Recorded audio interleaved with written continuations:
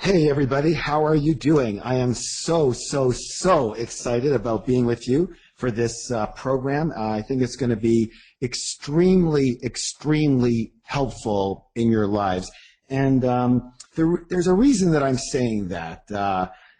Basically, as I travel around the world, one thing that I've definitely noticed is that a lot of people have an internal conflict going between money and spirituality. And that's probably why you are on this call and in this program. You may relate to that. And the big question seems to be, which one should I choose? Should I strive to be a good and kind and loving and peaceful and connected person? Or should I strive to become rich and financially successful? And you know what? Really, if you look at it, it's no wonder that so many of us are confused in this arena. Isn't it true that almost all religions say that you can't be spiritual and rich? Even the Bible says that it's easier for a camel to get through the eye of a needle than for a rich man to get to heaven. And people are constantly hearing and have heard this saying that money is the root of all evil. How about our churches and our temples, and our government? Isn't it true that all of these people basically say in some form of another that that money is bad and that rich people are greedy? Again, rich people are greedy, money is bad, et cetera, et cetera. Of course, that's true, except for them, right? How about when you look at movie stars in the world and rock stars who OD'd on drugs or they kill themselves, they commit suicide? Doesn't it seem obvious that money doesn't buy happiness? I agree that money, and I'm going to put a word here, alone does not buy happiness. But I'll also say it certainly buys a lot more comfortable life. Not the most important, but important. And we're going to talk about that as we address some of your questions here. All right. Now, how many of you ever understood or heard or been part of, parents or people that you grew up with that instilled in us, again, that money is not important and that we should be a good and pious person? And yet at the same time, we know that in our world today, we need money to survive and to have a decent life. And so, we don't want to have a bunch of financial struggle and worries, do we? So what do? How many of you ever felt confused? It's like, okay, I want to be a good person, but, I also obviously need some money to live in today's world. And hey, it seems like the more money one has, the better they can live. How many of you have ever experienced this confusion? Or what do I do? Am I a good person or am I a spiritual person? But what about the money I need here? What am I supposed to do here? And again, this is an area that is very dear to my heart, very dear. And I'll tell you why in a second here. So what about the idea that the spiritual concept of being in service to others?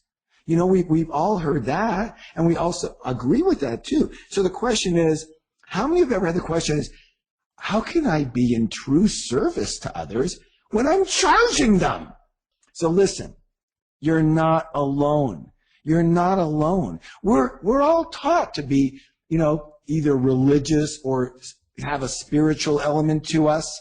And hopefully this is why you're on this program, because you've been taught and you've been in this path for a long time. And at the same time, we all have this big quandary going on in our heads and in our hearts of, hey, I want to be a good person. I choose that route. I want to be spiritual. But what am I supposed to do? How am I supposed to live around money? And how am I supposed to reconcile these two together? So let me tell you a little story, if that's okay, of how this played out for me personally, if I may. And some of you were on the call when I was having a discussion with Vishen in the master class. But I want to again relate this to you so you can see where I'm coming from myself. And again, in all my seminars, I say one thing. don't believe a word I say, okay? Don't believe a word I say. But I will say this. I have had this confusion, this unclarity, this quandary. I had that for most of my life until something happened. And so, I don't know if you remember from my story, but my parents, they came from Europe and they came right after the war. And to them, money wasn't a comfort thing, and it wasn't of, how much can I accumulate to buy my boats and my planes and whatever, and my toys. Money meant pure survival. As in, if you had money, you got to live. And if you didn't have money, you died. Okay? Simple as that. So you can imagine what they instilled in me as a youngster, what they conditioned and programmed me to believe. And that was that money meant survival. And the more of it you had, the more secure you would be in your life to stay alive. And that's what was instilled in me. So when all my friends wanted to be baseball players and football players and soccer players and astronauts and doctors and lawyers, me? I just wanted to be a millionaire as quickly as possible. I didn't even know what it meant, but I knew I had to be one. And so I didn't even finish school. After the first year of college, boom, I was out there in the real world, working my buns off, trying to make it, accumulate money, get into businesses, try to get rich, do what I had to do. And you know what? For 14 long, arduous, very hard years, I did nothing but struggle, which was a surprise, a shock to me. Because I thought, hey, if you have an intention to get rich and you're willing to work hard and you get in the right business or the right vehicle at the right time, you're just going to get rich. Guess what? At least for me, it didn't work that way. I want to see if anybody else here can relate to my story so far, and that you had your eye on getting rich and you worked and you might still be working and not much is happening for you. And how many of you have ever felt frustrated by that situation? So here I was struggling to make it, up and down, up and down. But here's what I noticed, interestingly enough. When I was up, when I actually had some money, guess what? I wasn't much happier than when I didn't have it. And in fact, this entire time, I wasn't happy at all. And I was, because I come from a bit of a spiritual, intuition or heart, I knew there was another way. And of course, like you guys, I heard all the sayings too. Money doesn't bring happiness. Money's not important. Rich people are evil and blah, blah, blah, blah, blah. And so I was studying Zen at the time and studying spiritual elements at the time as much as I possibly could. And finally it dawned on me that, this groping, this striving for money and more money is not making me happy. And when I went to the other side and when I was reading spiritual books and going to spiritual retreats and seminars and studying with my guru, I felt peaceful. I felt this is real. This is what life is all about. How many of you felt that way at some point in time? That when you feel spirituality, when you study spirituality, when you are involved in the spiritual elements of life, you feel good. You feel peaceful. You feel happy. I felt peace. And so I said, you know what? This is the path that I should be taking.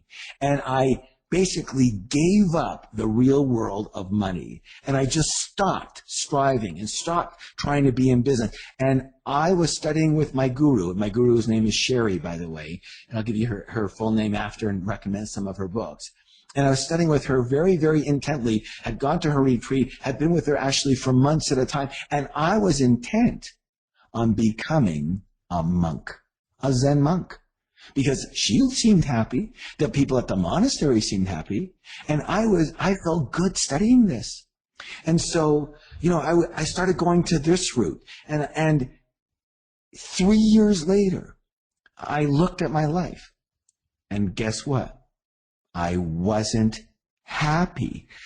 And I took a I felt like crying. I didn't know what to do. I was so confused. I was so unclear. So what do I do now? The chasing for money doesn't work, isn't making me happy. Trying to be only spiritual isn't making me happy. I'm broke. I can't pay my rent. I'm having to ask people and my parents. I'm embarrassed. What do I do? And I tell you, I remember that day just like it was a minute ago. And I was sitting there outside of my parents' condominium in Florida because I had to leave my apartment because I couldn't pay the rent. And I looked up and I just was kind of looking up in the sky and I went, what do I do? What do I do? And I wasn't thinking from a spiritual side or anything. I was just, tears were in my eyes and I just was looking, what do I do now? And for the first time in my life, a voice that was as clear as a bell came through me, to me. I don't know how to describe it. It came to my heart, but it clearly spoke English to me, and it clearly said, Harv, get a Post-it note and a pencil. And I always use Post-it notes, so it wouldn't be unusual that I would do that. And I just did that. And it said, write this down. And I was all ears or all heart or whatever. It just felt so natural, like a gift was coming to me. And I wrote down what it said. And when I read it, the words were this: Harv, embrace both sides of yourself. And both was capitalized and underlined 3 times. And as I read this, I felt 1,000 pounds or kilos, wherever you live, lighter. It was like finally the veil, the confusion, the uckiness of life had been lifted from my eyes. And I could see my path clearly in life. I had been so used to going in a specific direction. It was one or the other. It was money or it was spirituality. And so it never dawned on me, never, that there could be a path of having both in my life. And you know what? Isn't it, and from then on, from that moment on, I want to tell you that my life changed and my life began to soar because I wasn't trying to have my feet on both sides of the river at the same time, which, by the way, can be very, very painful if you know what I mean. I was right in the middle of the river, and now I was flowing with the universe and flowing with the material world and the spiritual world, and both perfectly, beautifully in my life. And from then on, not only was money starting to come into my life, slowly but very, very surely, and building and building and building to where today, I think most of you might know this, but if you don't know who I am, people ask me all the time, Harv, are you a millionaire? And I go, well, you know, the economy in the United States and North America has not been so good. And so today I must admit I am not a millionaire anymore. I'm not. I am a multi, and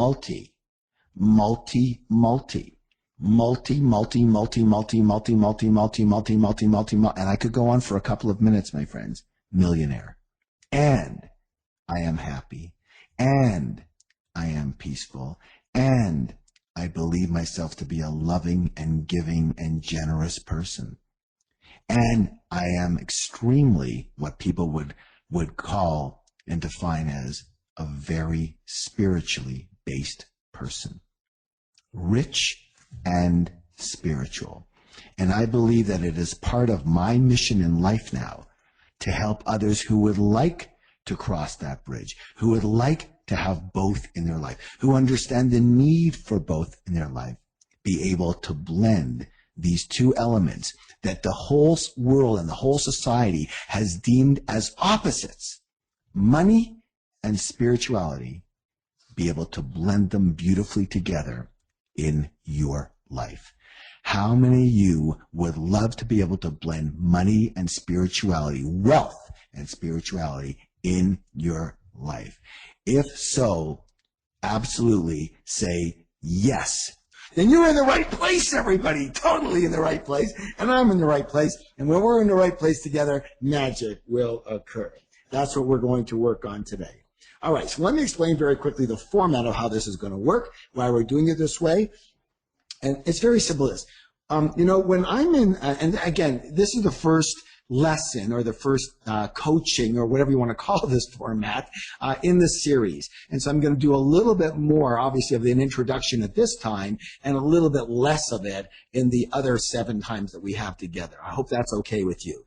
Thank you if it is. All right. So here's the thing, what I notice. I could be at seminars all over the world. And again, for those of you who don't know me, I teach seminars all over the world. The average seminar has somewhere between 2,000 and 5,000 attendees for 3 days, 4 days, or 5 days at one of the programs.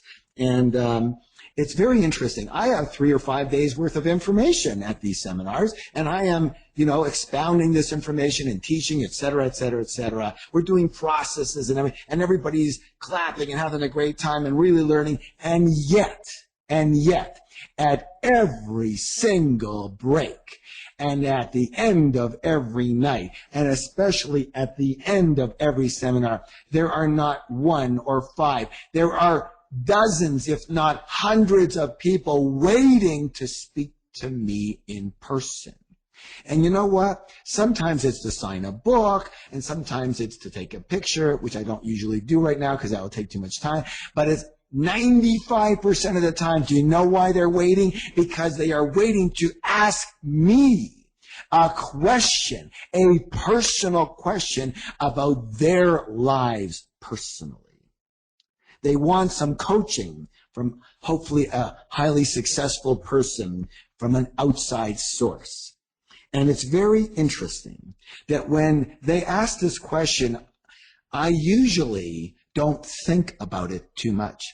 Usually something comes, let's say, into me, through me, and pops out of my mouth without it going through my mind very much. It's just kind of a intuitive, connected hit from source that I pass along to whoever is standing in front of me.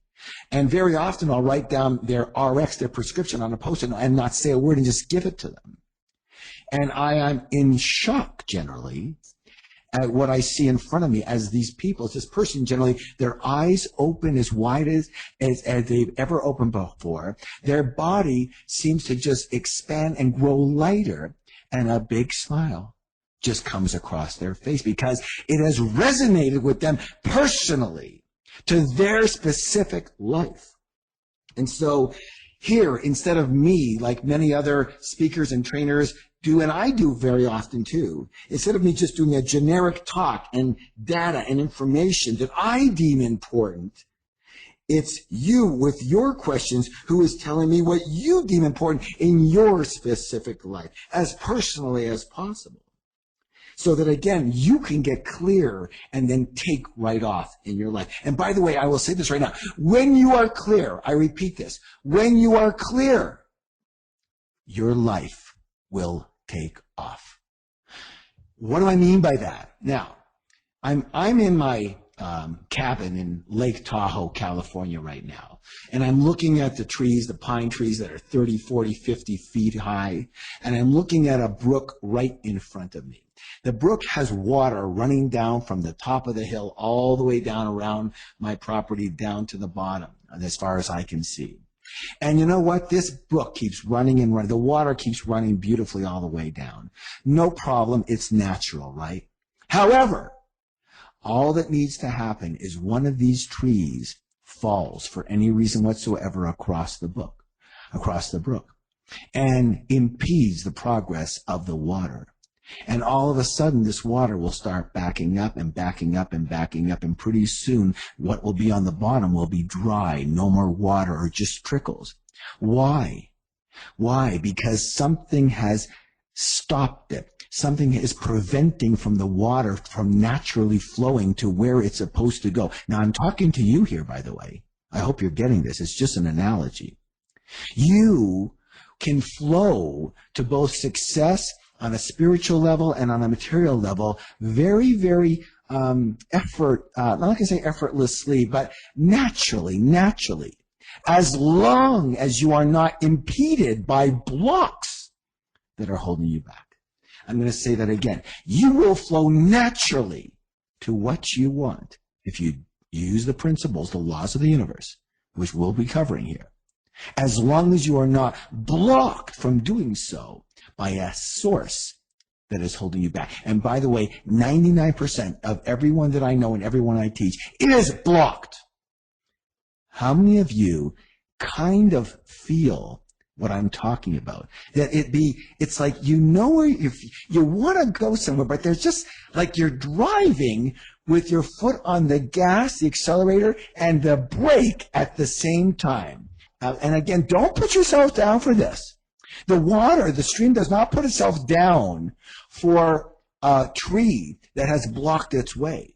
But if you notice, the water eventually will find its way under, over, around, or through, as long as it has an intention to do so, and as long as it doesn't give up.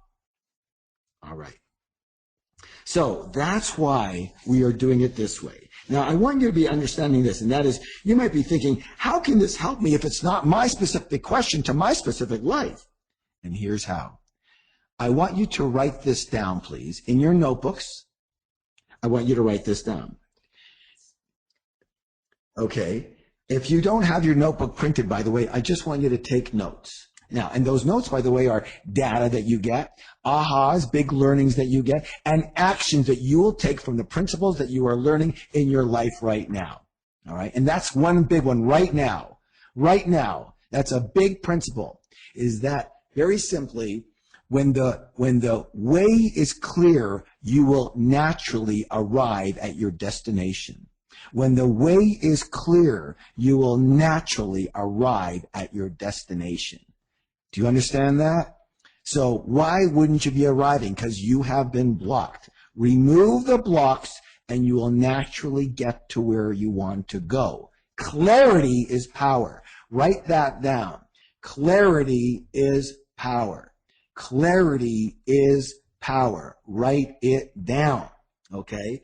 So it's important that you become clear in all the areas of your life. When you know what you want and there's not a blockage to it, it's so much easier to get there. So write this down too. There are no accidents in the universe. There are no accidents in the universe.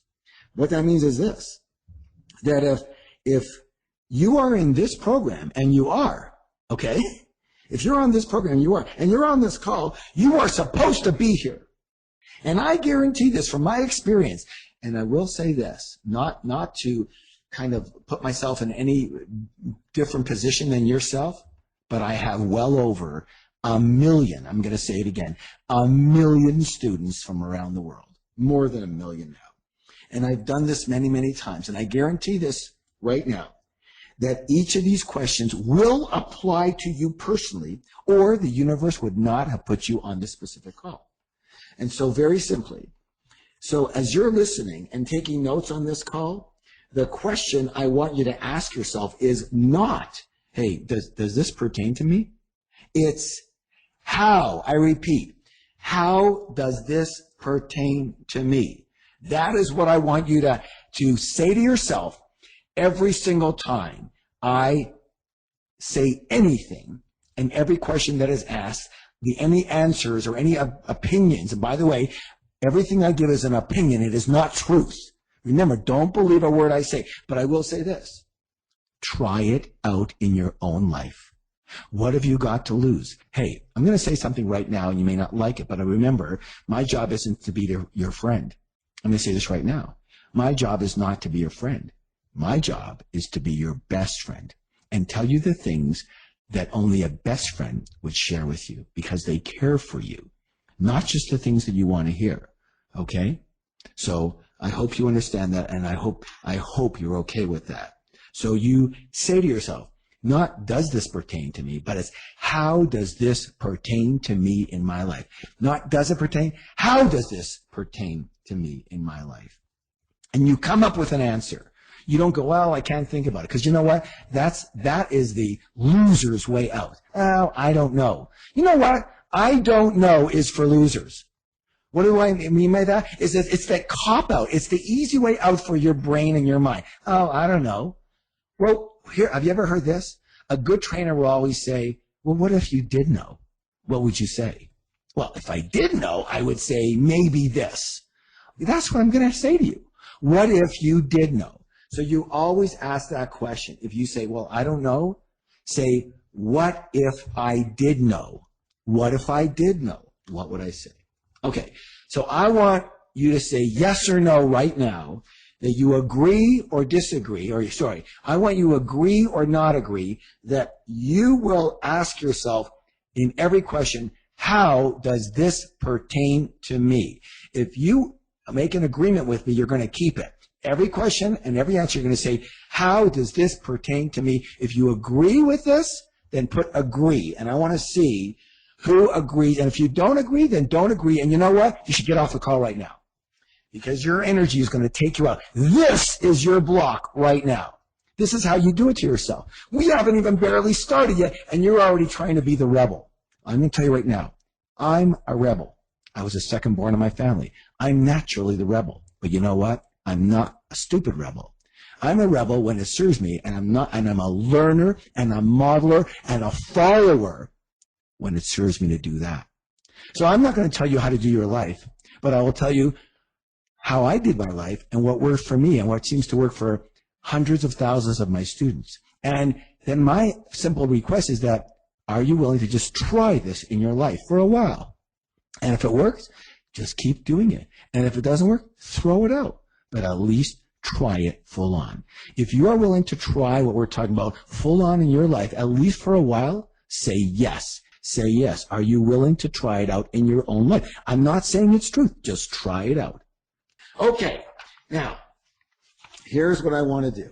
I want to take some questions here. And again, I'm hoping that just with my energy around this alone, things are already changing for you on an inner energetic side. Now, you don't know necessarily what I'm doing, how I'm doing it, where it's coming from, but I'll tell you what, from a spiritual side, it's always invisible, isn't it? Until it becomes visible and manifest in your life. So I will tell you right now a little secret, and that is that I am working on you as well as with you right now. My energy around this, my feelings, my thoughts, my emotions, my own experiences are forming an energy that is now being instilled in you, and you will not help but model at least a little bit of my energy and my feelings around this whole topic. I want you, if you understand what I'm saying, you already feel different without any questions being asked so far, but you already feel different. Just by my feelings around this, I want you to say, I feel different, or I feel good, or I understand what you're doing. Okay? I'm dealing with a gentleman right now who's working on my back. He's a chiropractor and a physiotherapist. I'm coaching him on his business. And he has told me today, after about 4 sessions so far, that he is in shock at how different he is already thinking just by the way I think. He's never really met anybody who thinks like me. And I'm not anything special. I just think in a certain way. And that certain way produces the result of success with heart, with spirituality. And that's, when you say, please don't even think of me as a guru. I am not a guru, okay? I have gurus. I'm going to India in November, and I'm going to meet as many gurus as I can. Swamis, people who are semi-enlightened, I hope, so that, listen closely, some of their energy rubs off on me. Just because, and you know that when you sit in front of some of these people, they just sit there and they smile, and you look in their eyes and you see love and you see and you feel wisdom, right? They don't even have to say anything to you. You just feel it and you walk out a changed person. Well, I'm not saying I'm in that category at all. But listen, all energy is transferable, right? Energy is contagious. Energy cannot be created or destroyed, said Einstein, but it can be what? It can be transferred. It is contagious. It must go somewhere else. You understand that? And so I have a certain energy. That energy is being installed in you. You are the kind of person, you will be the person that will actually blend wealth and spirituality. One of the few. You chose yourself to be in this program. You chose yourself to spirit to say, this is who I am. Not everyone in the world did this. Only about 1,000 of you did. And you are the chosen people to do this. And you know what? You're chosen for a reason. And I'm going to tell you why you're chosen: to combine wealth with spirituality. Why? Because your job is to do it so you can help other people get there too. All right. Take a nice deep breath. I've got a Michael Schatz here. He says, I'm a rabbi of Talmud and the Kabbalah. I have a strong block to being rich since that usually doesn't happen in my profession. Can you be rich with any job or profession? Thank you. All right, Michael, here's the answer to your question. Can you be rich with any job or profession? The answer is yes. That was hard. Okay, next question. No, I'm only kidding. All right, yes, of course. But remember that everyone has a different definition of rich. Now, I want to first of all say that when I think about rich for myself, I think about a lot of money. A lot. A lot means a lot, okay? In the multi-millions. That's what rich is for me. Now, for some people, they say, well, you could be rich in spirit and rich in love. And no, I am not talking about that kind of rich. Yes, you could be rich. That's not what we're talking about. We're talking about money, okay? Money and wealth, that kind of rich. That's what we're talking about now. And that's what this topic is. Do you understand that? Rich is rich. Let's not play around here, okay?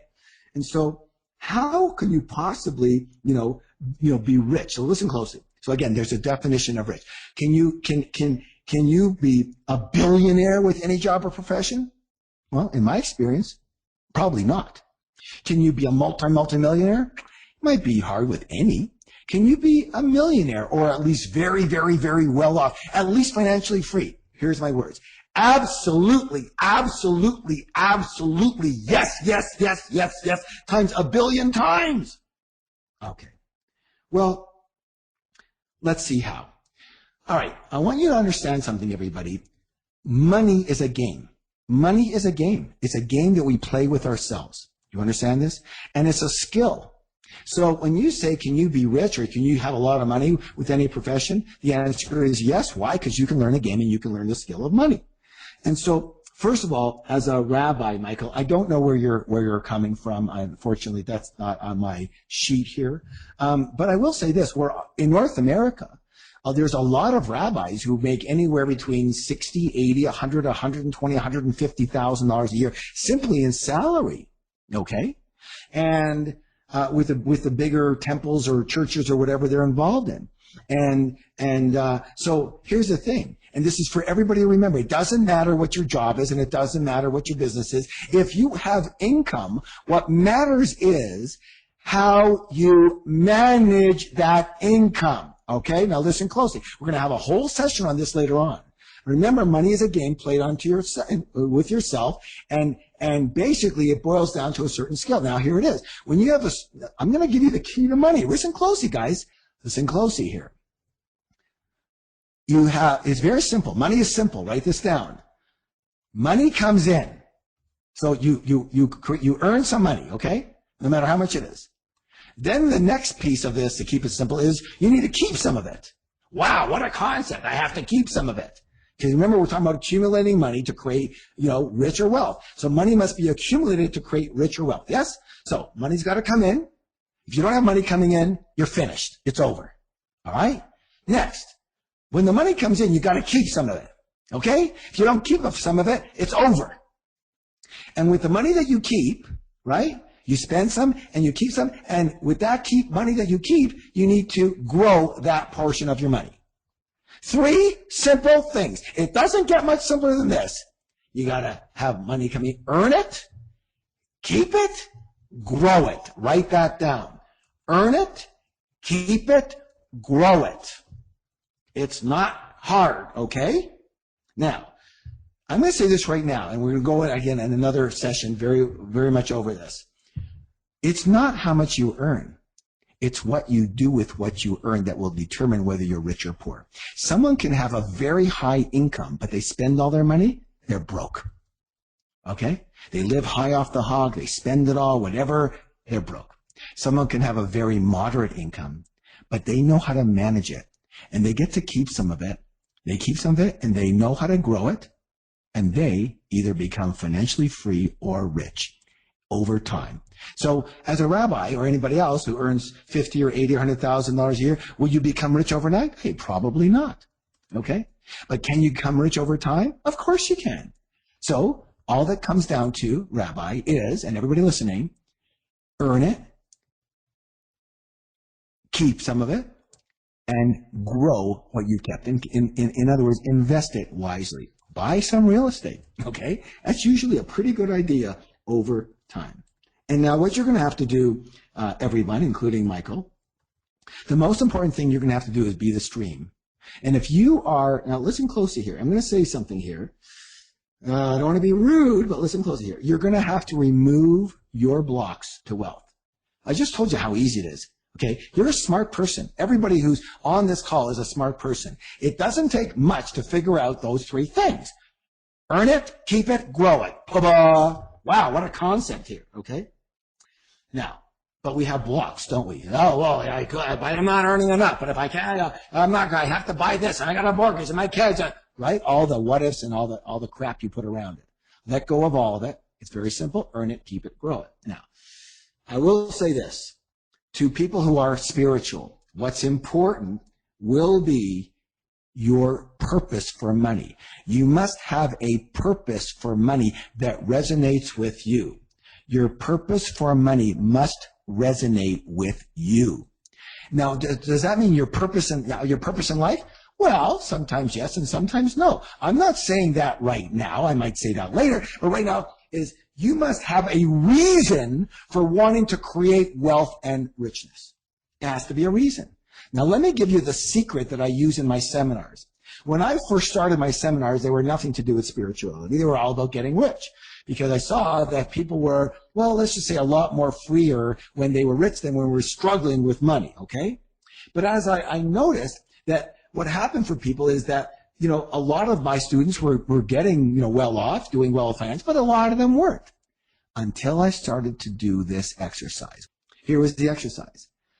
I would say to people, I want you to write down 10 reasons that you want to be rich or at least have a lot more money.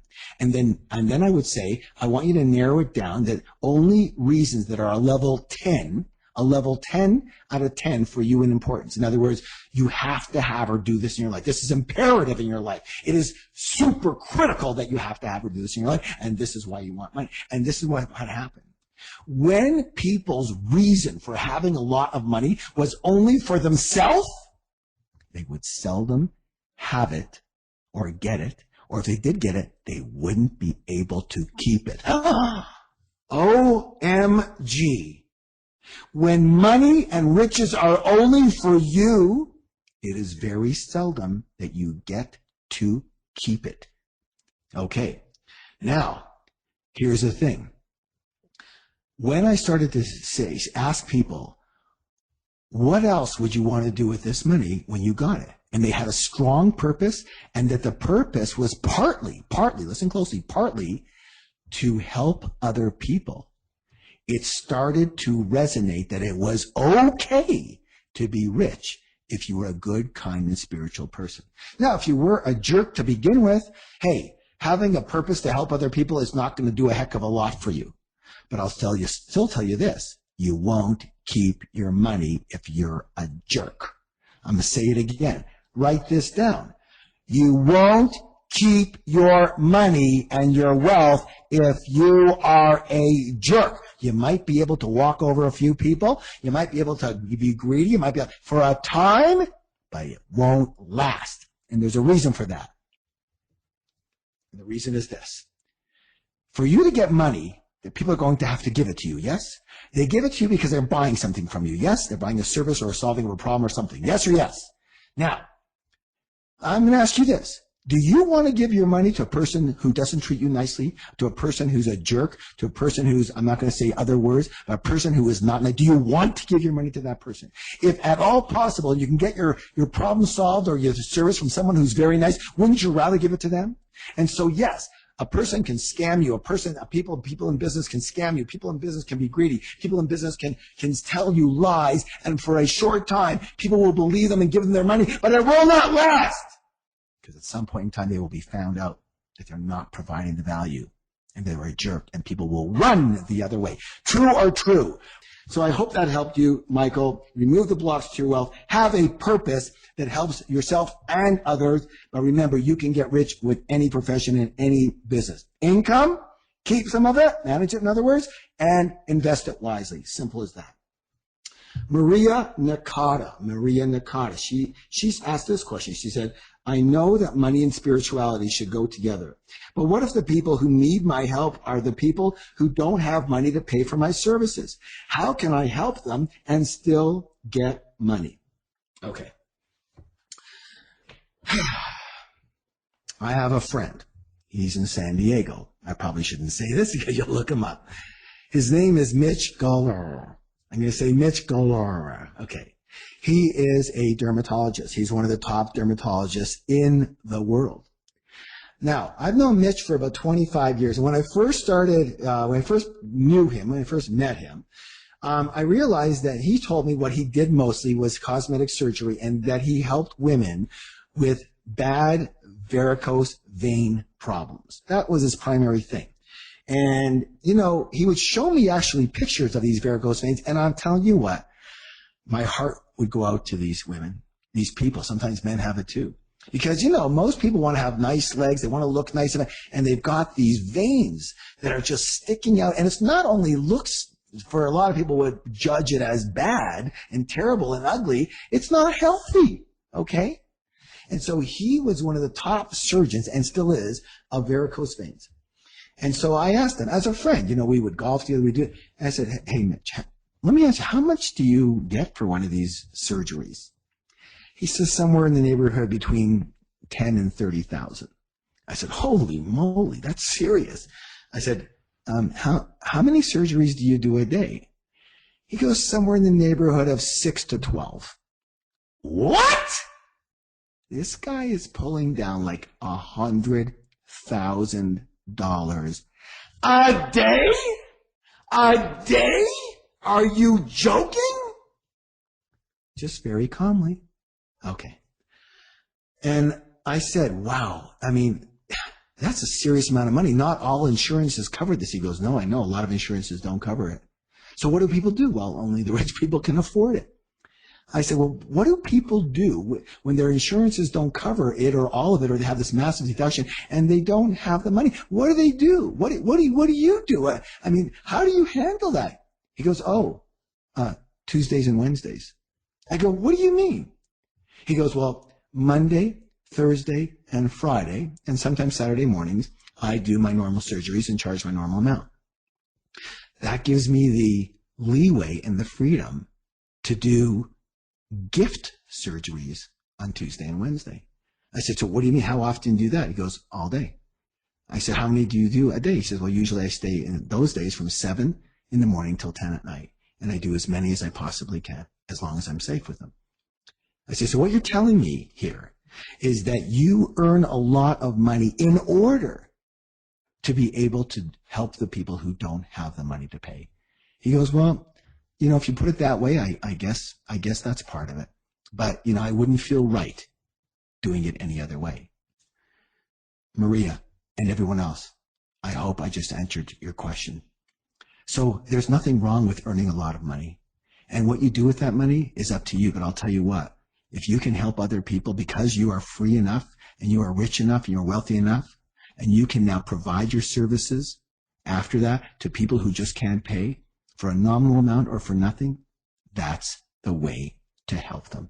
But don't make the mistake of just giving away your services and then not taking care of yourself, because I'll tell you what will happen. Not only will you be broke, but where you come from and helping these people will be from a different place. It cannot be a pure service anymore. It cannot be a pure heart anymore. Why? Because it's blackened by struggle. Blackened by struggle. How many of you would love to have enough money to be able to help people who cannot pay for your services and just be able to help them for free? So there's a lot of people who have this blockage of just not charging enough.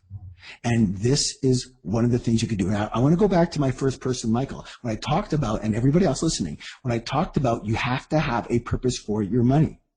And that purpose for your money must have two parts to it. It must be partly for you, or the ego will take you out. And it must be partly to help other people, or your spirit will take you out. Both. Some money for you, some for spiritual purposes. But you must have a balance of both. And if you don't have a balance, you will suffer. Your ego must be appeased as well as your spirit. Okay. Now, let's talk to everyone here. But by the way, is everyone getting this? Is everyone right now, is there some actions that you can take? Write them down in your action part of your workbook or just in your notes. What action from what I've said so far can you install in your life or begin to do in your life? I want you to write down.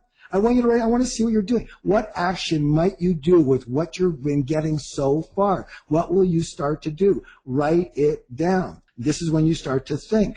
Write it down. Okay. Just write down what are 3 things if you had money. Why do you want to get rich? What are 3 things you would do with if you had millions of dollars? Some for you and some for others. Very good. Okay. All right. Next. Pawina Chalugan.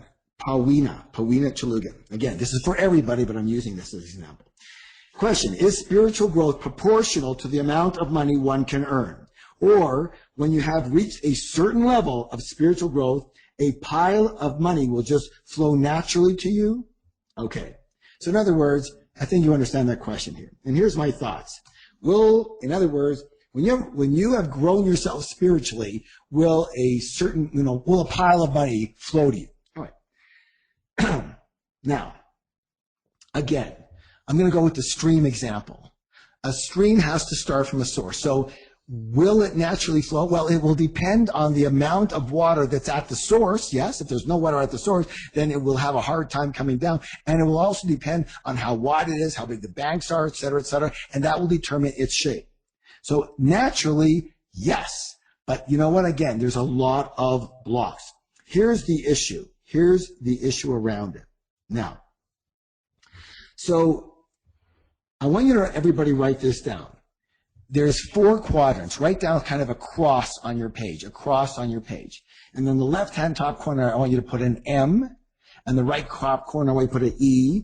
Bottom left-hand corner, I want you to put an S. And bottom right-hand corner, a P. Again, MESP. Mental, emotional, spiritual, and physical. We are holistic beings. For things to work for us, listen closely now, for things to work for us, all 4 quadrants must be in harmony. I'm going to say it again. Mental, emotional, spiritual, and physical. So spiritual is only one of the quadrants. And when things are aligned for you and with you spiritually, does that mean that money will just come to you? Well, let me ask you this. What kind of money do you want, everyone? Do you want spiritual money? Do you want mental money? In other words, I think about it money. Do you want emotional money? Or do you want physical, material money? Well, I don't know about you, but if I'm going to be in the money game, I want physical, material money, okay? Now, let me explain something to you. Everybody, listen close here. 4 quadrants, all must be aligned. Mental, emotional, spiritual, and physical must all be there. Not just spiritual. Not just mental, I think about it. I'm thinking right. That's great. Emotional, but do I have any blocks around it? Most people do. But also physical. Now, let me explain something, everybody. Listen very, very closely. Everything is one thing. I want you to write down what you think everything is. Everything in the universe, everything in the world is one thing. Energy, energy, energy. Everything is a form of energy, right? So everything is energy. So I want you to write down, then therefore, what is money? Write it down. Write it down, and I want to see it too. What is money? Money is energy. Good, thank you. Since everything is energy, money is energy also. Good. So money is energy. Now, therefore, if you want big money, what do you have to put out? Guess, what is it? If you want big money and money is energy, what do you have to put out? You have to put out big energy. What kind of energy do you have to put out to match money in the physical world? What kind of energy will produce money in the physical world? What energy in what quadrant, mental, emotional, spiritual, physical, will produce physical money? You need to put physical energy to get physical money. Listen, I have meditated for 35 years. I have visualized for 35 years. But I'll tell you what, in all those years, I have never sat there meditating or visualizing and had a bag of money drop on my head. Have you? I don't think so. You actually have to, I'm one of these people like you has to actually do something in the real world to produce real physical money. Do something in the real physical reality to produce real physical money. I can't just think about it. I can't just, feel about it. I can't just be a spiritual person and have it just come to me. You've got to provide real value in the real world to real people who will then purchase what you've got, your service or your product from you for real money. Real service, real product for real money, okay? Material, material, material, if you want it in the material world. Never forget that. 4 quadrants, all must be aligned for you to produce your full potential. But if you want physical money, you must put the do part of it in there. Do it in the real world. Provide value from people, real value in the real world. You can't talk about it. You can't just think about it. You can't just feel about it. You can't just pray about it. You've got to do it. Do. How many of you ever heard of the program and the book and the film called The Secret? What was by the way, I was on the circuit, the seminar circuit that went around North America. That was a part of the Secret seminar, and I was one of the speakers along with all the other people. I wasn't in that, by the way, because I will say this, believe it or not. So they came and interviewed me, and from all intents and purposes, I heard this was a phenomenal interview. And I got a call from Rhonda, and she says, and her producer says, "We loved your information. One little problem, we have to cut you out." Why? Your energy was so high that it didn't match with everyone else's very subtle and lower energy. And because there's so many people who had the subtle energy, and you were the only one with this one, the energy didn't match. I said, okay, fine, no problem. Understand? And so I get it, for their marketing purposes and their cohesion and their unity, it didn't match. Great, no problem. But as soon as the program, the seminar started traveling, they had me in it right away. All right? And so the one problem with The Secret that everyone kind of missed is that you can visualize it and think about it about money, see all you want. But the one part that they missed was the physical part, the action. Do it. Get it going. Start it. Provide the service. Make the transfer of your service or product for the money. Okay? Do it. Do. Okay. That's it. By the way, here's what I want everybody to do. I want you to do this. I want you to put your hand on your heart right now and repeat after me. Put your hand on your heart and say, I am a spiritual millionaire. Do that right now. I am a spiritual millionaire. And I want you to feel that right now. Good job. Keep writing it. I am a spiritual millionaire. Very good. Thank you for this. Okay. Ty Pittman. He says, I'm curious to ask what foundational spiritual practices you had the years you were building your wealth. And prayer, meditation, retreats, classes. Thank you. Great. So Prayer, well, probably a little bit. I've never been too much into prayer. I've been into visualization. And I'll tell you what I've been into. Intention. Intention. Focused intention. I'm not saying prayer doesn't work or prayer isn't good. I'm always honest. You can see right through me. I'm totally transparent. I'm not trying to put anything, that I'm not or I am. I'm just telling you what I do. I've never been big into prayer. However, I'm big into intentions. Meditation, yes, for 35 years. Every day? No. Sometimes weeks at a time? No. But most times, yes. Okay? Retreats, constantly. Constant retreats with my guru and other. I just came back from a Deepak Chopra retreat. I was invited by their head person to come and check out and see what they're doing. I loved it. I thought it was fantastic. Okay. I go to Sherry Huber, my guru's retreat. We're going to India. We're already set up for at least 2 weeks of ashrams and retreats. Classes, absolutely. I believe in these type of classes and seminars, everything. Books, absolutely. Absolutely books. I have books everywhere, in every bathroom, every office that I have, every deck that I have, books. And I would you say that the biggest proportion are all spiritually based? Yeah, absolutely. I don't even know if any of them are not spiritually based. They're all spiritually based. That's what I read. Okay, so I do that. But here's the question, what financial practices, spiritual practices, blah, blah, blah. Yes. But now here's the thing I want you to get, everybody.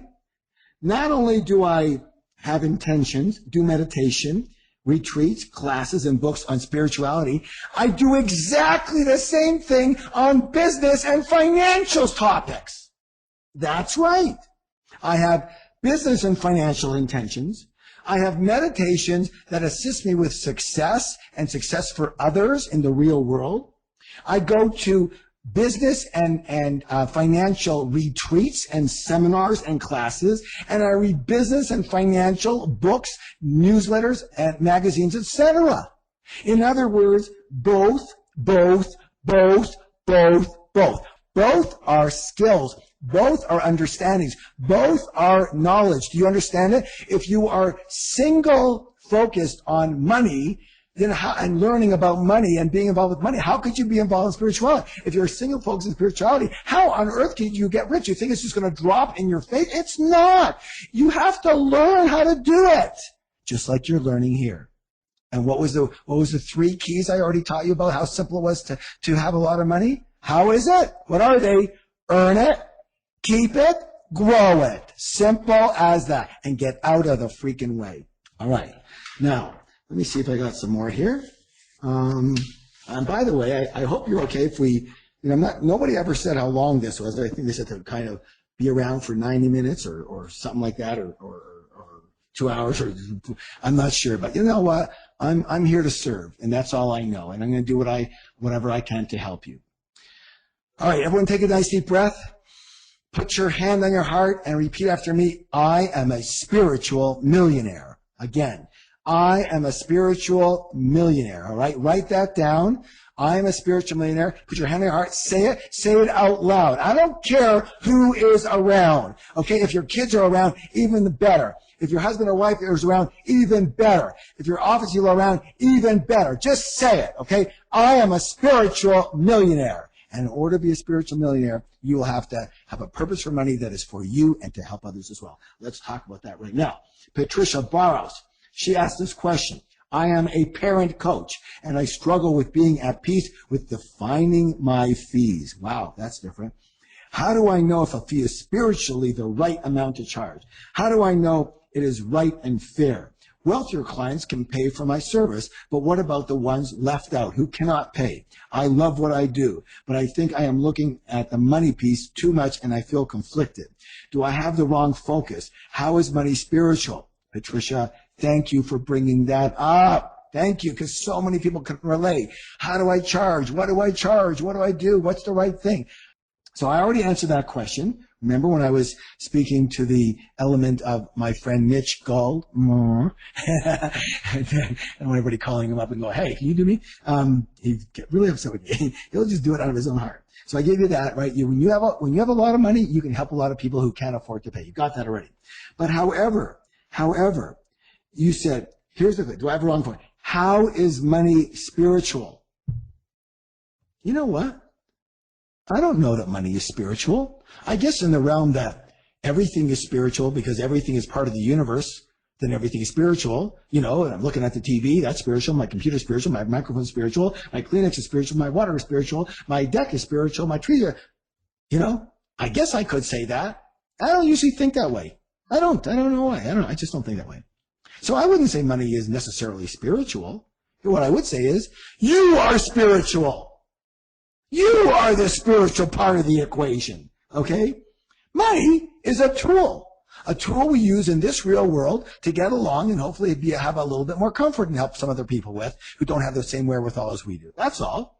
Money is a tool. Money is like a hammer. But is it the hammer or is it the person holding the hammer that determines what kind of tool the hammer is, what kind of tool money is? Remember, we're using an analogy here. Money is a hammer, okay? Money is a tool. Got it? So it's not about the money. It's about the person holding the money. You see, a hammer can be used to build or a hammer can be used to destroy. Yes or yes. Build or destroy. Is the hammer going to just float up in the air and break windows or build? No! The hammer has to have something as the root of the hammer, the tool, and you are that root. You know, money it's just a tool. It's you that counts. Money is evil. Really? No, you must be evil. Money is bad. No, you must be bad.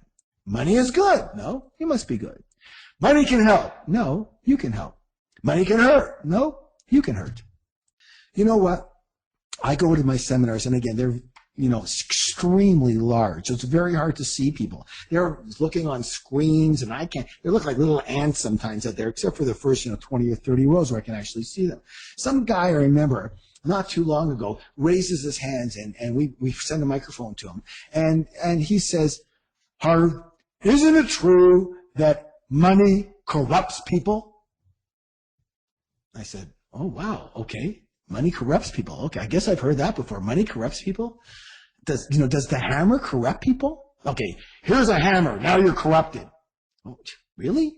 Let me just say this. So here's what I started to do in my seminars. Okay, so money makes people bad, right? When you get a lot of money, when you get rich, raise your hand. Put this in your box that you've heard this. If you've ever heard that, when you get a lot of money, you get corrupted. Money corrupts you? Really? I go, okay. So I'm going to say this to you, and I say this to the seminar audience. I want you to raise your hand when we get to the amount that I'm talking about here. You personally, everyone on this program. So we know that when you get rich, when you have a lot of money, that a certain amount of money, it corrupts people. So I want you to right now to raise your hand if you believe yourself to be a pretty good person. Just say yes. If you believe yourself to be a pretty good person. Yeah, I'm a pretty good person. I'm not perfect, but I'm a pretty good person. Yes. Good. Most people say yes. I want you to tell me, say something like, this is the limit. This is it. When do you become a bad person? So you're a good person now. Tell me when you become a bad person. When you have $100, do you all of a sudden become a bad person? You wake up, you have $100. Now I'm a bad person, right? No, I guess not. Okay, how about $1,000? Oh, wow, I got $1,000. Now I must be a bad person, right? No, I guess no. Nobody's saying they're a bad person. 1,000. Oh, it's obviously not enough. $10,000, and now you go from a good person, and all of a sudden you're a bad person, right? No. I go so. Okay, let's just not waste any time here. Here it is, 600 billion. Diane says, when I get to 600 billion. Okay, so Diane, you're a good person. At $599 billion. You are. You're just, yeah. But your accountant calls you up in the morning and says, Diane, guess what? You have now gotten to a net worth of $600 billion. Yesterday you were a good person and now you are a what? Oh no! $600 million. That means I'm now a bad person. Oh no! Okay, can you see what a crazy idea this is? Let me know that you understand what I'm talking about here. Do you understand that? There is, when do you become a bad person? No. If you are a good person when you don't have money, guess what? You are going to be a good person. And the more money you have, listen, when you are a bad person, if someone's a bad person, when they have money, guess what? They're still a bad person, and they will probably do bad things with the money. Nothing great, okay? But what do you think happens when you're a good person? And let's not make this, in the ethers here. You, if you're a good person, then when you have money, what are you going to do with it? Are you not going to have a good time and be comfortable yourself? And are you not going to do your best to help other people as well? Say yes or yes or yes. It's not about what other people do. Rich people are greedy. Who gives a hoot what they are? Are you greedy? Rich people are bad people. Who cares? Are you a bad person? Listen, I'm not a bad person. I think of myself as a kind, loving, and spiritual and good person. And when I have money, I do what a kind, loving, generous, and good person naturally does when they have something. How about you? Who cares what the media says? Who cares that somebody was greedy and some corporation is taking advantage? Who cares? That's nothing to do with you and your life and your wealth. When you have money, you will share it. You will help. You will contribute because you're a good person. Yes or yes. Okay, listen. You can hear, I hope, the energy and the passion around this. It bothers me to know, and when people make crazy, dumb, insane generalizations. Well, rich people are bad. Really? Are you bad? Money corrupts people? Guess what, my friends? Write this down. Money doesn't corrupt people. People corrupt money. Bad people make money bad. Good people make money good. It's a tool, and that's all. Okay. Put your hand on your heart. Put your hand on your heart. Repeat this with me. I am a spiritual millionaire. Once again, I am a spiritual millionaire. Twice as loud. I am a spiritual millionaire. And damn proud of it. Damn proud of it. I got both going on. I can live a nice life, and I can help other people. Yes or yes or yes or yes. Okay, very good. Let me see if I got time for one or two more questions here. IoT Aurora. By the way, is everyone understanding this pertains to you? I'm just using the questions as props. You understand that? They're just props to lead me in a direction. And by the way, I'm just opening my mouth, and I'm just saying this right now. So I don't even know what I'm saying. I'm opening my mouth, and spirit is just running through and expressing whatever needs to be expressed at the time. I don't even know what I'm saying here, and I don't care. Oh, are you okay with that? Are you okay with that? And by the way, if my style doesn't suit you, then you know what you should do? You should just don't worry about it. Don't let my style, my loudness, my vocabulary, who I am, don't let the messenger interfere with the message that the universe is trying to bring you. Listen, I understand, especially for spiritual people, a lot of people are very soft, and you're very yin. And you know what? I have a little challenge. I just came back yesterday from the Oriental medicine guy, the acupuncture guy. And you know what he told me? He's trying to help me because my blood is hot. That's what he told me, right? He told me my blood is hot. He's giving me all this acupuncture, all these tinctures to cool my blood. I'm a hot-blooded guy. What can I tell you? Sorry, but don't confuse the messenger with the message. Just overlook me if I bother you. I'm not going to apologize for who I am. I'm just going to do my thing. And if it doesn't resonate with you, that's okay. Just take the message and go, hey, I don't like your style, but the message is clear and I'm getting what I need out of this. And that's all I want you to do. I'm not worried about me. I just care that you get the message. Are you okay with that? Are you okay with that? Let's go. J-O-T, what's it? J-Y-O-T-I, Aurora. Thank you. It says this. I bake vegetarian cakes from home and cater mostly to events. So my work is actually seasonal. I also take time out to attend weekly spiritual classes and voluntarily teach human values to children in the community. How do I take time out for both and at the same time become a millionaire? All right. Man, oh man, oh man, I want everyone to get this. So, Yoti, I have a question for you, and I'm going to pretend that you're answering me unless I can see you here. And do you feel that your vegetarian cakes are good? Are they good quality? I'm gonna guess. I apologize. I'm gonna guess that you're gonna say yes to that.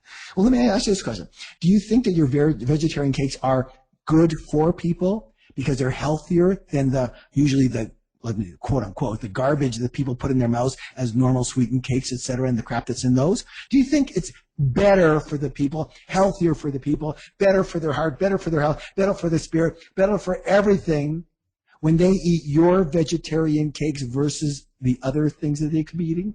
I'm going to say that I'm going to guess that you're going to say yes. Okay. So in other words, I'm talking to everybody here. Do you believe in your product? Do you believe in your service? Okay. And so it's very simple. Here's your duty.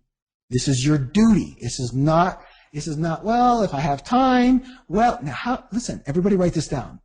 Money is a result. Wealth is a result. Money is a result. Wealth is a result. Okay, so it's a result of what? It's a result of, listen closely, helping a lot of people, solving problems for a lot of people. Now listen closely here. Why do people give you money? Other than, you're nice looking and you're on the street begging, I suppose so. But in general, answer the question, why do people give you money? Here's the answer. Write this down. People give you money in return for you helping to solve their problem. Big or little, they give you money. People give you money for solving their problem. People give you money for solving their problem. Got it? That's what you do, isn't it? Well, if you can help me do this, hey, there's a gardener outside in my yard right now. Why am I giving him money? Because, hey, if he wasn't doing this, guess what? I would have to do this. So, hey, he solves a big problem for me. I'm going to pay you to do this. Same with everything you do. So, how do you make money? By solving a problem for someone, then they give you money. Do you understand? Say yes if you understand. You make money, you earn money by solving a problem for someone, and they give you money. That's how you get them to give you money. Yes or yes? Good. So here's the trick question now. If you want to make money, you solve a problem for a person. Do you understand this? Good. By the way, does this come from a spiritual side or does this come from a money-making success side? Here's the answer. Both. Because you're helping people, right? And you're making money. So you make money by solving a problem for something. So for one person. Now, here's the big question for everybody. I'm going to look for your answers. So if you make money by solving a problem for a person, and they give you money, how do you make a lot of money? Use your heads here. If you make money by solving a problem by solving the problem, help a lot of people by solving lots of problems for a lot of people. And I'm going to give you the secret here. Solving that same problem for a lot of people is how you make a lot of money. So you make some money by solving a problem for some people, and you make a lot of money by solving that same problem for a lot of people. Do you get it here? This is where I want you to focus. Okay. Do you think, Yoti, Aurora, that your vegetarian cakes help people? Do they solve a problem for them? If they could get on these vegetarian cakes instead of the other one, wouldn't they be healthier? Wouldn't that solve a big problem for them? Absolutely. So what do you want to do? You want to continue making these vegetarian cakes. But hey, I'm going to say this to everybody. Don't be selfish. Don't be selfish. Your job is to help as many people as possible, yes? So instead of selling 10 vegetarian cakes a day, I want you to figure out how you can sell 1,000 a day. Not to sell them and make money, but in order to help 1,000 people a day. I want you to help 1,000 people a day. I want you to offer and sell 1,000 cakes a day. Do you understand? Not 10. 10 only helps 10 people. I need you to help 1,000 people. Do you understand? I want everyone to understand this. Stop being selfish. Stop thinking about yourself. Put your attention on helping other people. Solve a problem for them. Charge them a fair and reasonable price. Enough that you can make a bit of a profit so you can stay in business. You understand and help more people. And instead of thinking about, Oh, how can I help 3 people today? I want to figure out how I can help 30, 300, 3,000 a day. Why do you think I'm rich? I'm rich because my information doesn't go, and my help, I help people with my books and my seminars, whatever, and instead of having 5 people in my seminars, I've created a system of marketing and methodology, etc., in business, whereby I have 5,000 people in my seminars every weekend, and that's why I'm rich. You understand that? Okay. And this is, by the way, I want everybody to understand this. By the way, do you get it? Do you get it? Are you good with this? That you create wealth by helping a lot of people. A lot of money. It comes from helping a lot of people. Lot. And you help people. You focus on helping people. You solve their problem for real, not BS. You must be good at solving their problem. Your product must be great at solving their problem. And don't stop. You know one of the reasons most people have a hard time charging? Because they don't really fully believe in the value that they're offering, in the way that their product and service really works. Oh, I'm a massage therapist, but there's so many people that are better than me. I'm not that big and I'm not that strong. I don't know. I don't feel good about charging. You know what? If you're not a good massage therapist, get out of that business and do something that you are great at and something that resonates with you and something that really, how do you want to help people? That's all you have to think about. And we'll cover more of that in one of the other sections. Okay. All right. Let's see here. By the way, I'm going to say one more thing here. I could answer more questions, but it's not about the questions, is it? Those just lead me. I'm not even going to say me. That just leads spirit to come out with certain, expressions. That's all I can say to you. It's all I can say. Are you getting it? Okay. Put your hand on your heart and say, I am a spiritual millionaire. Again, I am a spiritual millionaire. Again, I am a spiritual millionaire, and write that down. I am a spiritual millionaire. Now, Colleen, and this is a short one. I'm going to give one more answer and then give an example that I wanted to share with you here. And then I might give that one. Colleen McGillicuddy, she asked this. She says, from social justice teachings, I've sold myself on the fact that a person should not have more than they need until the needs of others are met. That's very nice. You have to be God, but that's very nice. How is it okay to have millions and live in that type of wealth while others can't afford to feed themselves? Now you've been with me for an hour and a half. I hope you've learned something. I hope you've gotten instilled, or at least reminded of something that's already installed in you. You, everyone on this, is going to write in the question thing, answer this question for Colleen and help me out here. The fact that a person should not have more than they need until the needs of others are met. How is it okay to have millions and live in that type of wealth while others can't afford to feed themselves? Everybody, let's see the answers. Gary, being wealthy allows you to help other people. Priscilla, because you can't be broke and help anybody else. I hope you got that, by the way. Your brokenness, your poverty, your poorness, does that help anybody? No. You are now have to be one of the takers instead of the givers. I'm going to say that again. You become one of the takers instead of one of the givers. Stop buying into the complete BS that the clergy and the temples and the churches and the government that tells you money is bad. What if they stood up and said, a hammer is bad. A saw is bad. A chair is bad. A bed is bad. Are you crazy? Stop buying into that. You know what they're trying to do? I'm going to tell you what they're doing. You're not going to like me for this. They are trying to control you.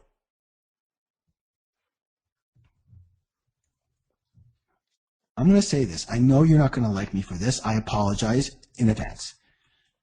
Who is the number one group of people who over the years, centuries have said that money is bad? I'm going to tell you who it is. It's religious leaders. Now, I am not against religion at all. I think religion can be extremely helpful for many, many, many people. It's a beautiful thing. It can be a beautiful thing.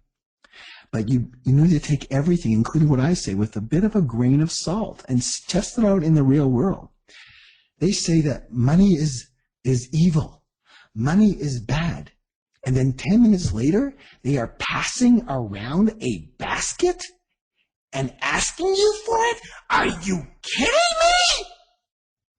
What? By the way, can anybody name the largest landowner in the world? Who can name that? The Catholic Church. Thank you. Nothing wrong with that. You know what? I honor them for being smart. You gotta be brilliant to buy real estate cheap, and they've done it. And they own many of their churches, if not all of them. Brilliance, beautiful. That was a grace of God.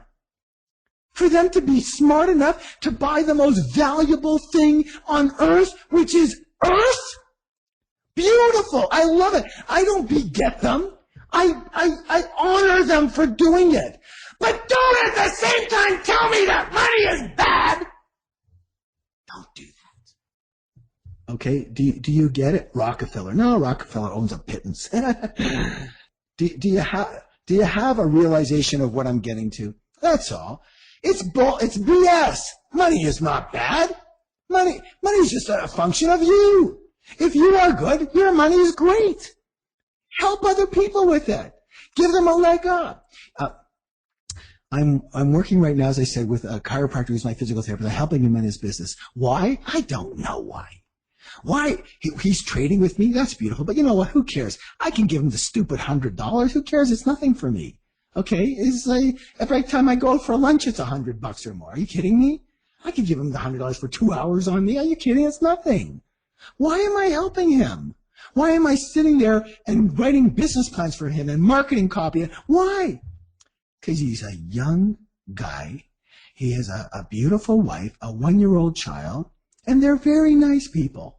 And they're trying. And they're good people. And I think I'm a decent person, so I want to help him. That's all. Now, will I finance his entire business? Okay. That will have to make sense financially. Would I like to? I'm going to do everything in my power to help him. That's all I can say to you. Why? Because I want to. Why? Because I can. Why? Because I'm not sitting there all day long and night long. I can't say because I'm struggling financially. Do you think your struggle helps anybody? No, it doesn't. Do you think getting rich might help somebody?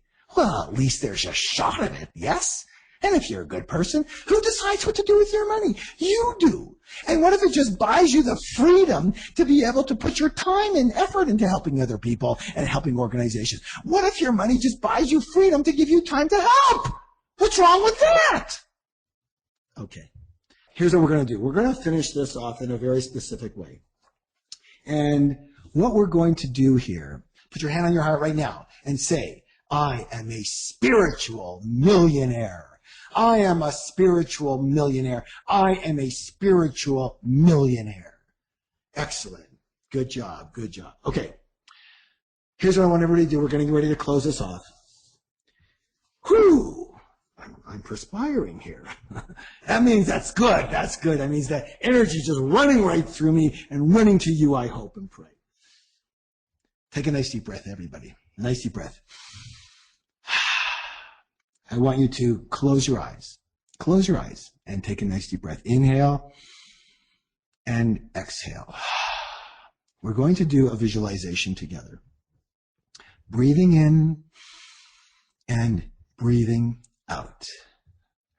Breathing in and breathing out. Beautiful, beautiful. Just relax.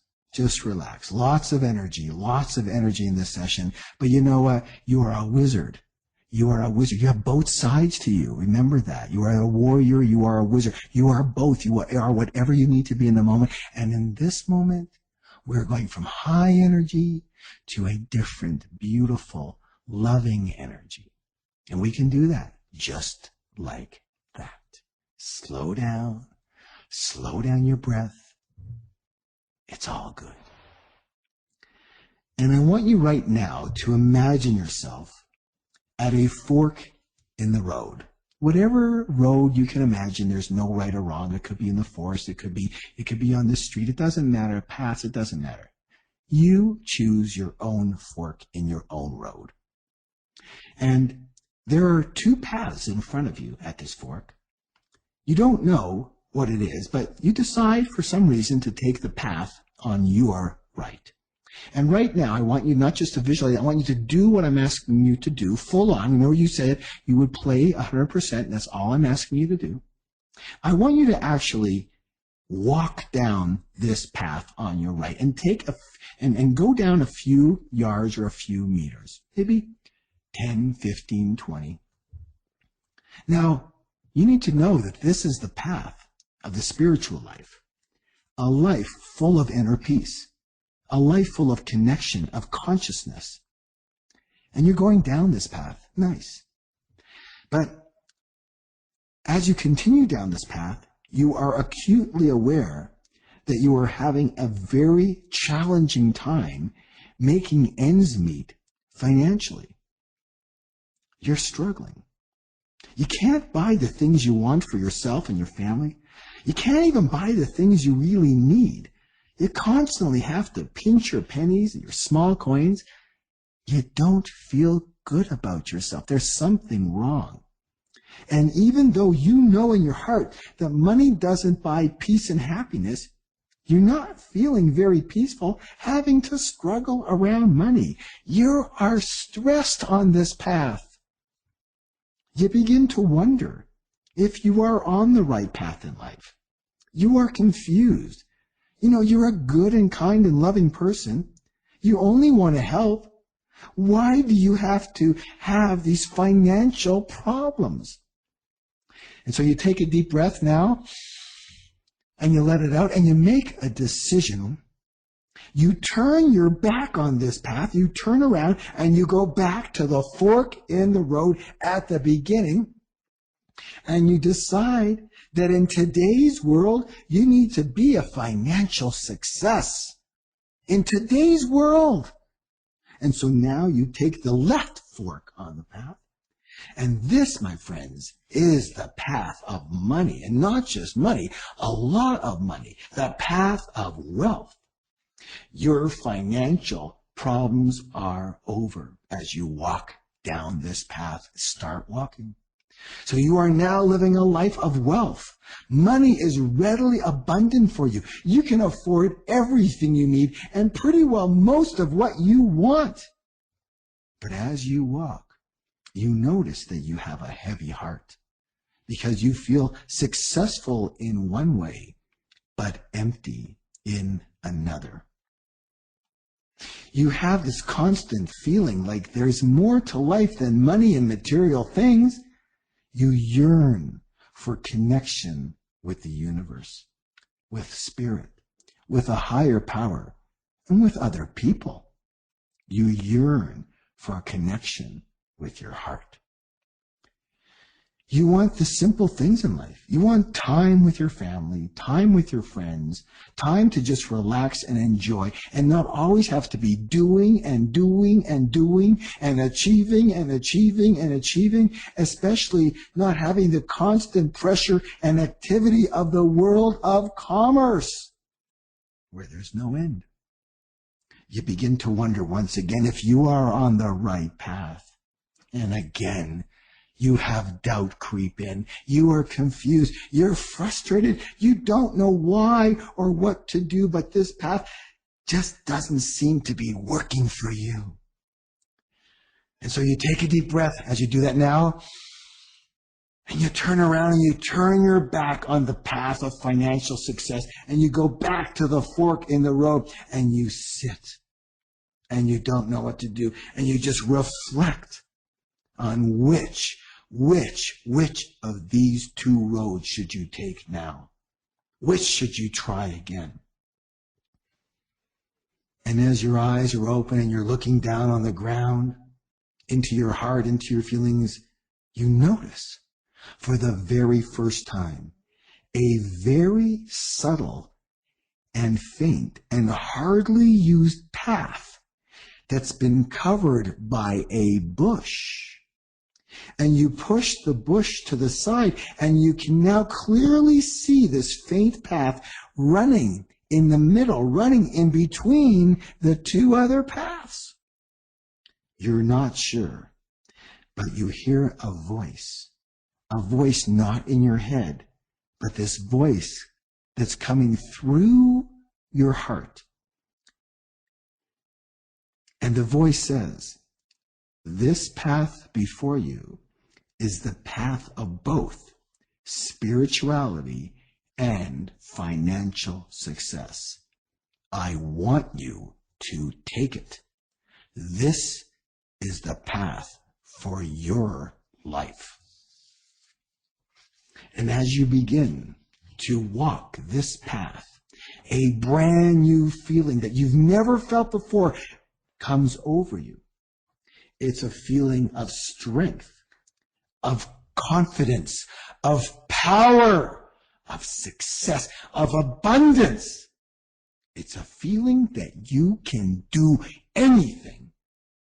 And I want you right now to feel that feeling. Feel that feeling now. The feeling of power, of success, of confidence, of strength. Feel it. Breathe it in. Let this overcome you. Let this feeling be you now. Strength, confidence, power, success, abundance. This is you. And at the same time, there is also room, and there is a new feeling of inner peace, of joy, of love, of connection to spirit and connection to everything and everyone in the universe. I want you to feel that feeling now. Breathe it in. Let it be you. This feeling of inner peace, allow it. Joy, love, connection to everything and everyone in the universe. Feel that feeling now. Make this feeling stronger. And yes, all the paths are forward. And now for the very first time, you feel whole. You feel complete. You feel crystal clear. You feel 100% about your path in life. This is it. The path of a perfect blend between financial success and spirituality. And you have this aha moment where you don't think, but you know in the deepest parts of you that you can be a kind, generous, loving, peaceful, balanced, and spiritual person and be really, really, really rich, and that they go together beautifully and perfectly, because the better you are and the more spiritual you are and the more generous you are and the kinder you are, the more you can help others. And when you help others and you provide them with the problem, the solving of that problem, you get rewarded with financial success. It goes beautifully together. Isn't that the craziest thing? The entire world and our culture has split these two apart, and yet one really can't work without the other. Oh my God, if I would have known. And you smile now, because this path of both, this path that was so faint at the beginning is so clear and obvious to you now. And you make a commitment, feel it, that no matter what comes up, you will never veer from this path. The path that combines enlightenment with achievement, peace with power, and success with serenity. And if you personally, you in the Spiritual Millionaire Program, if you are willing to commit to this path, I want you to keep your eyes closed, but nod your head yes. Nod your head yes. I'm willing to commit to this path of both financial success and spirituality. And now, with your eyes still closed, I want you to touch your heart and say these words to yourself, but out loud. I, and then put your name in there. So I, T. Harv Eker, I, put your name in there, am a spiritual millionaire. do this again. I, and then put your name in there, your first and last name, am a spiritual millionaire. Now, say it one more time. I, and state your name, am a spiritual millionaire. And feel what that feels like inside you. And make that feeling that you are a spiritual millionaire stronger and stronger and stronger until it's bursting out of you that you can't help but be a good person, a kind person, a generous person, a loving person, and still handle business in a way and help a lot of people that you get the reward of being rich. So you can help even more people. And now smile. For you now know your path in life, the path that blends both spirituality and success. Yes, life is good. You have the Holy Grail. You've got them both. And breathe in, inhale, and exhale, and open your eyes. Put a smile on your face. Put your hand on your heart one more time, and as loud as you can, you say, I am a spiritual millionaire. I am a spiritual millionaire. I am a spiritual millionaire. And I am damn proud of it. And I am ready to go. Excellent. Excellent. Good job. Breathing in, breathing out. We're going to end this in a moment here on my side. Then you're going to handle some logistics. I have a little bit of action for you. I hope you wrote some very, very pertinent, very, very specific actions in your life that you were going to do based on what we're talking about. Of course, one of them is what? Earn, keep, grow. Another one is what? You get rich in order to help other people and contribute. Another one is what? Money is a reward for helping people solve their problems. Money is a result of doing that. Another one is what? You will, if you want a lot of money, you need to what? Help a lot of people and more and more. How are you going to do that? How will you do that? Well, one thing you're going to definitely do is be on the other 7 sessions in this call, in this series, because we're going over everything to do with money. And I hope you enjoyed today. And you have a little bit of homework. I call it play work, whatever work. A little bit of a to-do. Remember, a to-do. And I just want you to do this very, very simply right now. Okay? I want you to do 2 things. Number 1, I want you to write down 3 of your reasons for getting rich. 3 reasons for you to get rich. Write that down. Write that down as part of your homework here. 3 reasons to get rich. One of them better be for you, and at least one of them better be to help other people, okay? That's how it works. 3 reasons. Put this on a poster board in colored pencil and put it on your wall. 3 reasons to get rich. And now I also want you to do this. And I want you to do this every day for 7 days until we meet again. Do you understand? Remember, you committed. And when you commit, I hold you to your agreement of commitment. And that means you play it 100%. Yes or yes. You do what I asked you to do. You said you would try it out in your own life. Simply do it. Don't question it. And don't not do it. Because if you don't do it, you know what's holding you back in your life. And that is that you are not willing to do what you said you were going to do. You're not willing to keep your agreements. You're not in integrity. Just do what I said in order just to be in integrity. I don't care if you like it. I don't care if you believe in it. It doesn't matter. You said you would do what we asked you to do. You said you'd play it 100%. So do it for that reason and that reason only and see what happens in your life. And here's what I'm going to ask you to do. I have a mantra for you. Write down this mantra. Write down this mantra. You're going to do this mantra 5 times a day, 3 times each time you do it.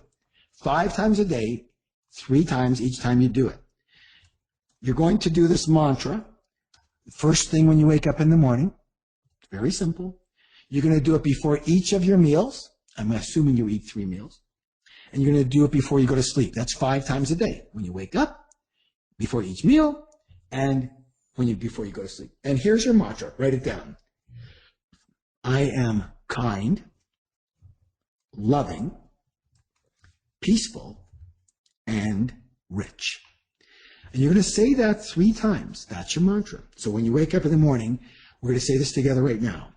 I am kind, loving, peaceful, and rich. Again, I am kind, loving, peaceful, and rich. And one more time, feel the resonance of each word. Let it sink into your heart. I am kind, loving, peaceful, and rich. Bless you all. So be it. Thank you, everyone. I can't wait to speak with you again next week. I love you.